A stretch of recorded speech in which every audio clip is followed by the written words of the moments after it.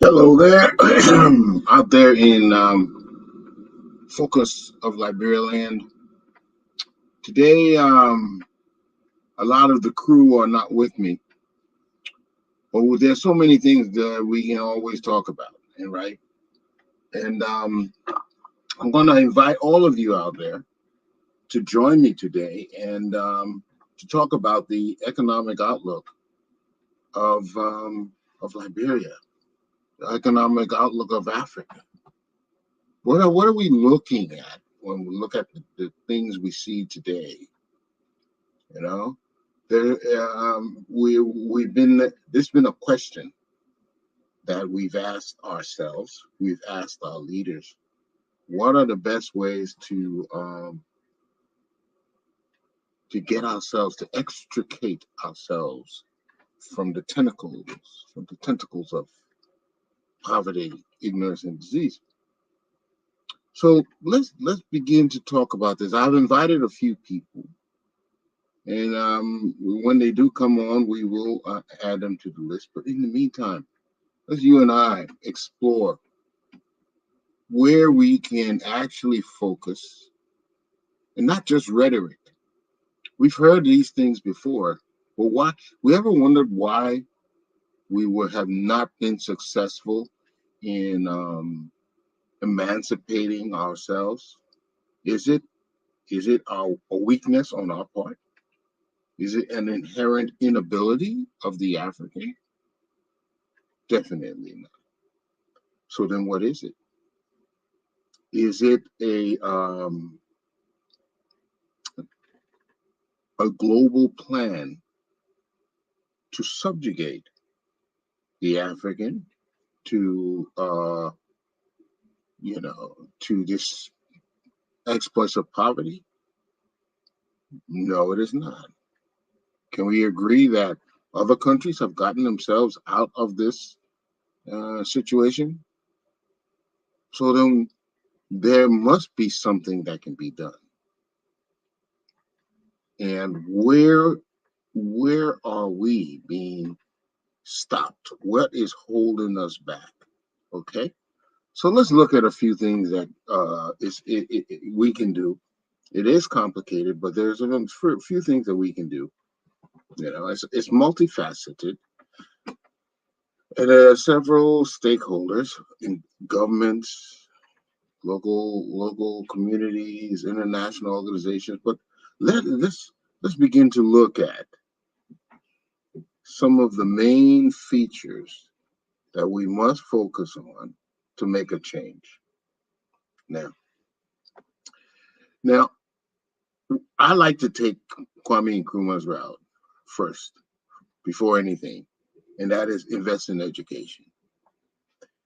If we prioritize education to empower the population with knowledge and skills, will that not guarantee a better future?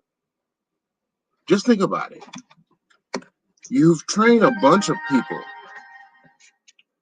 how to, with skills that they can be very productive.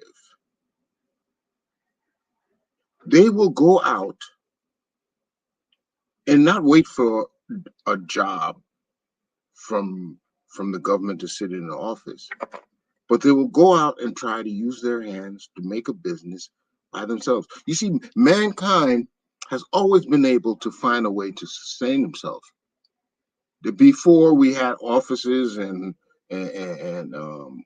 all these structures, people went out and made a way, found a way to make their living. And what did they depend on? They depended on their inherent skills, the skills that they could do. In other words, if I knew how to catch an animal, skin it, I could take that leather and sell it to somebody who needs leather, either for clothing, for for shelter. There's many uses. We used to use leather for many purposes a long time ago. So my ability to trap and hunt and get animals was an avenue to sustain myself. This is how we need to look at education and training. We know once we give it to them, once we train them, once we empower them with skills, they are definitely going to get out there and make a living for themselves. This is just natural. So then why are we not prioritizing that? Why is that not a priority? If you know very well you're faced with poverty, you're faced with the inability, no jobs, no jobs, no jobs. Why are we not doing that? So, number one on the list, if we are serious about changing our economic forecast, is invest in education. And that means to prioritize education to empower the population with knowledge and skills. Okay, the second on the list, what do we need? First, we just said we need skills in order to survive, to learn how to earn a living. So we need to definitely prioritize that. What else is next? We need to eat. I agree. The next thing, you need to find a way to eat. How did we initially? Let's go back to the rudiments of how we started. What did we first do? We first ate what we saw, plants. So, in other words, agriculture should be second on our list. We're supposed to support agriculture practices that are sustainable. Now, in other words, it's not going to be affected by tomorrow. It is something that we can repeatedly do constantly so we can have a constant supply of food. You see, once we're established this environmentally stable agricultural and mechanism, then we will have what we call food security. So today, this would definitely include modern farming techniques, some irrigation system, providing farmers with machines, access to markets, roads. That's the next thing. If we look at it, first skills, now agriculture, because we need to eat. As simple as this may appear, why is it not priority? Why are we not looking at this first? What are the reasons? What are the things that are stopping us from going on this route? Okay. Thirdly, what do we need to do? Think about it. We need the skills. We need to focus on agriculture. What is next? Okay, so when we were talking, we were just talking about we needed the farmers need access to markets, access. Next thing is infrastructure. We need to provide the infrastructure for our people to go about their business and make available places that they can go and transact their business. If we look at the earliest times in our, we found that there always been roads and pathways that got people from A to B. I don't care how remote they were, even if they're in the bush, there was some kind of little pathway created so they could go to the town or could go to the next village. So infrastructure is next. Now that requires a good bit of capital, but we know that infrastructure can facilitate economic growth. That is how we're going to grow and attract investments. The more infrastructure, the more people have to go to get the things we produce, to the agriculture and our access to our skills, then the more we will find people attractive to us. So here's our path: skills, agriculture, not infrastructure. We have to build a way for our people to get to and fro, whatever they want to do. Let's facilitate that. Okay, that is what we need. That is the path we follow.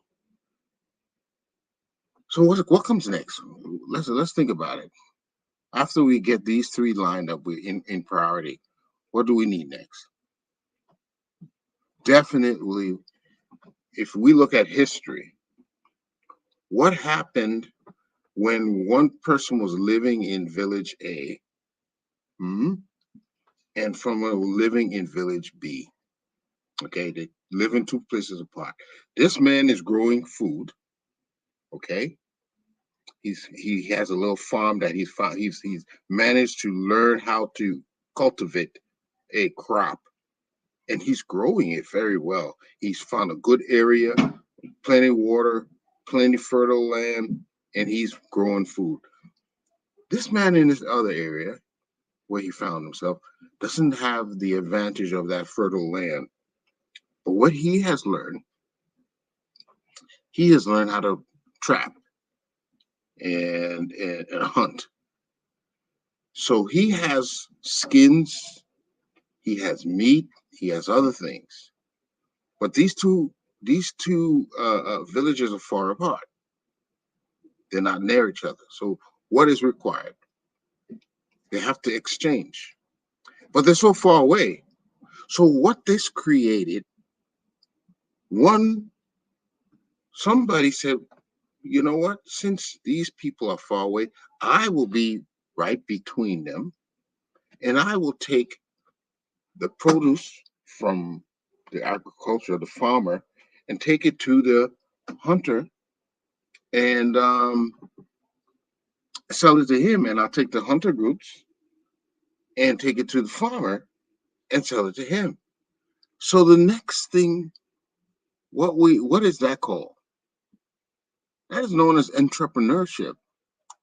Okay, we have to foster entrepreneurship, by providing training, access to capital, you know, and we go for even small, medium exercises. But the idea, the next thing we have to develop is entrepreneurship, business people. That's the next thing on the line. So let's follow the hierarchy. We first train, develop skills, education, priority. Next thing, agriculture. We have to eat. That's focal. We have to focus on agriculture. The third is infrastructure.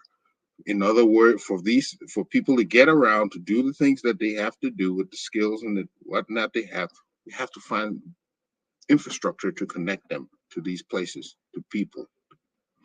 Thirdly, we have to go for entrepreneurship. That should be our next focus. Do we see small businesses thriving? Isn't that in many countries the very foundation of their economies is small business. Small business. People exchange goods and they are able to meet each other needs. That is how the economies begins to grow. So clearly we can see our next item has to be entrepreneurship in priority. It has to be. And what you may say, hey, Jim, why not something else? Why not healthcare? Well, how are you going to pay for it? You understand? It's very important that we do things in the proper steps because as much as healthcare is important to everybody, but you have to pay for it. It requires money. You need funds. You need things. So if you don't have your priorities in the right order, even though one may even be more important than the other, but if it's not in the right sequence of things, you're going to have challenges. You're going to have difficulties. So entrepreneurship is right there, right under infrastructure, right under agriculture, and right under education. That's why we need entrepreneurship. Then finally now, we have to look at healthcare. Because if we're producing now, we can get to where we want to go. We're making businesses, we're growing. Now we have to take care of ourselves. This is the point now. We need to be able to have health care available so when we get sick, we can have it addressed. Because without good health, none of these things are possible. So now, once you got things going, you've got your economy moving now, the next place we need to address is healthcare. How can we keep ourselves healthy? What are necessary to keep ourselves healthy? We have to strengthen the healthcare infrastructure and improve public health. You see, a healthy population is essential for productivity and growth. So, the fact, if we're going to neglect this, we're missing one of the essential elements of our livelihood, and this why it has to come right there, right under entrepreneurship. Healthcare has to be addressed. Look around us. Let's look at back home. Are we doing this? Is this? Do you see this as a priority? A lot of you will agree to me. I don't even see education as a priority. Why isn't it a priority? Why are there? Why have we moved away from the basic um, elements that we need to be successful? And which is the education for our people, the agriculture that is necessary to feed them, the infrastructure that is necessary for them to get around, to be what they want to be able to find their livelihood. And then we have to do the next thing is in entrepreneurship. Then follows healthcare. We have to enhance our healthcare. That is just that's the flow of things. That's what next. And now you'd be surprised at what should come next in this sequence of things. But we have to be able to manage our resources. Yeah. So hey, Jimmy, what are you talking about? Well, what are now I'm talking about? You've identified what are your resources. You talk about agriculture. You talk about your people, your education. You talk about your entrepreneurs. You talk about your health. But now you got a lot of things going on. But if you're not watching how these things are interacting, if you're not paying attention to them, then you may lose. So now you need to find how to manage your resources. You have to ensure responsible management of your resources to avoid exploitation. Wow. So you see what happens. You're a country now, you all of a sudden you develop, and then people start hearing about you, and you find investors, people coming in. But what are they coming in for? They coming in to get what they can, and they're not considering your livelihood. They're there to get what they can. And so you need to have something in place to protect you, to manage your resources, so you can avoid them just taking advantage of you. Properly managed resources contribute to economic development and poverty reduction. You cannot reduce poverty. You cannot carry out economic development if your eye is not on your resources and how they're being managed. It sounds simple, but this is what's been going on. Poorly managed resources. We allow them to come. They take whatever for whatever. I remember one time back, or a long time ago, Segatura would not allow them to take his resources. And some would balk at him, but he says, until we are able to manage our resources properly, we're not going to let you take them. You have to manage your resources if you're going to have the prosperity you're looking for, if you're going to have the economic development you're looking for. If you're not doing that, you will not have it. So is it strange that we're not realizing economic development and progress? When largely it is owed to poor management of our resources. Yes, that's been a killer, hasn't it? But what these things are available. This is not the first time this has been discussed. So then what are the reasons for our lagging in this department?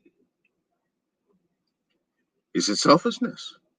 Is it somebody taking advantage of the situation?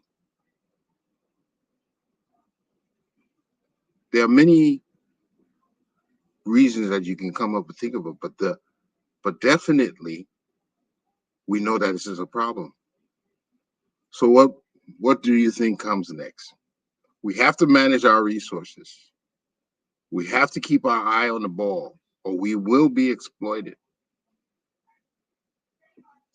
Of course, what comes next is good governance and anti-corruption measures.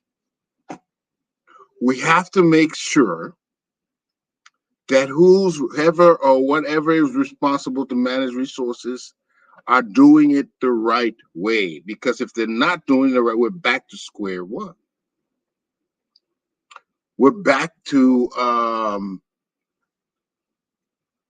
not managing our resources. You see, you can have a person who responsible for managing resources, but if they're not doing it, then you don't have anybody. If they're taking advantage of you, if they're doing it in the wrong way, you don't. So the next thing we need after establishing a natural resource management is good governance and anti-corruption measures. We have to promote what is called transparency. In other words, what you're doing, we need to know. Accountability. If you do something, you have to take responsibility for it so that we can address it. And good governance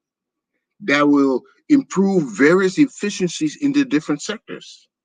You see, is it more important to us to learn about the computer before we use it? No, no. What we need to do is leapfrog. We need to take the technology and find a way to employ it that we are able to improve our sectors of the different sectors, the different efficiencies, the different processes. We use it to improve it. So yes, technology is essential if we're going to change the trajectory. It is, but we have to use it not just willy-nilly. We have to use it as a method to improve those things that we've established, the governance, the agriculture, the infrastructure, education. We use it to improve those things, to make them more efficient. And that is how we employ technology.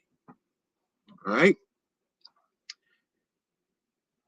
Then we will start seeing, then we become what they call now a more modern society, because we've got all the essentials down, and now we're using technology to improve our livelihood, the effectiveness of all of them.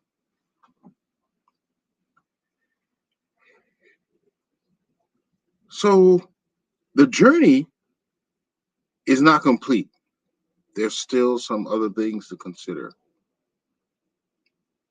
because now, while you're starting to employ technology, you need you need money to do that. You need finance. You need as well, because now you're simply importing things that you're not producing. So the financial institutions, this is when the financial institutions come in. This is when your access to finance is essential. But we have to be careful with that, because we've seen in the past, uh, uh, uh, people taking loans that were not beneficial. One of the most famous loans we took is the loan we took from England in the days of E.J. Roy. We took a loan, a $500,000 loan. We ended up getting less than 100,000. Imagine you take a $500,000 loan, but by the time it gets through all the processing, all the things they took out, you end up getting less than 100,000, but you still owe for 500,000. We were so desperate, we took a loan like that. You probably ask yourself why we took such a loan. Our backs was against the wall, right? And I will tell you, the reason we did not follow the processes we just talked about. Remember we talked about management of resources? Yeah. All those things had to be connected. All those things had to be in place, had to be properly managed before taking getting involved in loan and other means of financing. They had to be correct, because if they're not correct, that's when you would take a loan that's not good for you. It's simple. You would have known that whether to take that loan or not. So it is very essential that we get our house in order before we start engaging in things like finance and investment. Again, there are outside resources or sources that will try do everything they can to force you in a position in a disadvantageous position. It is up to us to recognize this, okay, and not be misled by our desperate need. It is not. It's not an easy task. Let's face it. But if we do not make the right decisions, especially in this area of finance, if we do not make the proper decisions here, that is when we will realize the worst setbacks we can. It is one of the most critical things we can do is which loans to accept, which agreements to go to sign on, so that we will benefit. There are a couple of more steps that we can go to. Eventually, we're going to need regional integration. We need to know how to adapt to climate changes and international partnerships. But this is what we have in essential. This is essentially the nitty gritty, the skeleton of what we need to be to go where we want to go. Today's one of those days we don't have our usual team here to go over some of the current issues, but I didn't want us not to at least be able to have some food for thought, you know. So I decided let's talk about the bare essentials. Let's make sure we understand the bare essentials and the priority of these things. Because once we don't have our priorities right, we're not going to go anywhere the way we want to go. So just to go over it, I'll go over the priorities one more time. We first started with investing in education. We have to train, we have to provide the skills and knowledge needed, for sustainable development. That is what first we need. Then we have to promote sustainable agriculture. We have to be able to feed ourselves, okay? And whatever that may take, using modern farming techniques, using irrigation systems, farm to market roads, all that needed to promote agriculture. That's the second thing you focus on. And in that, you may have to develop infrastructure, because those farm to market roads, that's part of the infrastructure. All those other things you need. You're in a modern society where they involve more than just that. We'll talk about energy, electricity. We'll talk about telecommunications. This today world, it will all is a digital connection. So in a modern world, infrastructure will take much more than that. But I like to show you from the rudiments, because this is the same pattern. It's just more developed, but it's the same pattern. Infrastructure is next. Then you have to develop your entrepreneurship. You need the business people. You need the business people. We sometimes we put it the other way around. We're more busy of will, more thinking the government should do this. The government, no. That's been the problem. At a certain point, we needed the business people. We needed to focus on the business people, and they developing our business class. Because the business class, by developing that itself, it would have taken care of a lot of other things. The other route is to have what we call a state-owned. You might as well call yourself a socialist or communist, where the government is taking care of everything. If that's not what you mean to do, then you have to develop your business class. That is what you have to do, because developing that alone will be able to affect your entire community. That is why it's essential that we develop the business class. There's someone I see. We saw it in the past. Our leaders of history, they thought the government could do it all. That is not the road that is traveled to be successful. You have to have people being able to do it themselves. Even in China today, they allow people to do this private enterprise. Even today, the most communist countries in the world, they allow private enterprise. So yeah, we shouldn't miss that boat. And private entrepreneurship, followed by healthcare systems, followed by resource management. Now we have to keep an eye on what we're doing with our resources to make sure everything is going right. And to do that, you need good governance and anti-corruption practices. Yeah, that's what's going to keep it in place. And finally, we're going to use new technologies, and we need access to finance to invest in these technologies. But this is where we have to be very careful because we could get a bad deal. So I'm leaving you today with some food for thoughts until our next Saturday when the team will be here, and we'll be talking about some current issues affecting our beloved land, Liberia.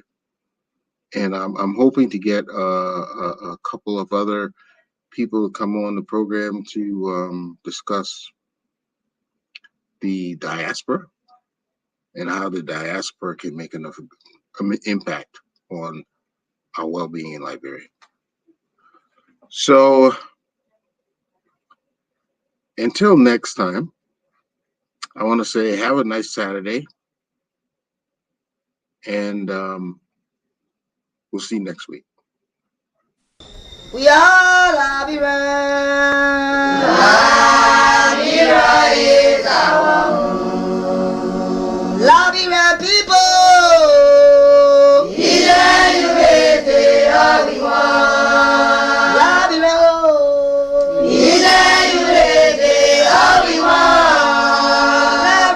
Liberia.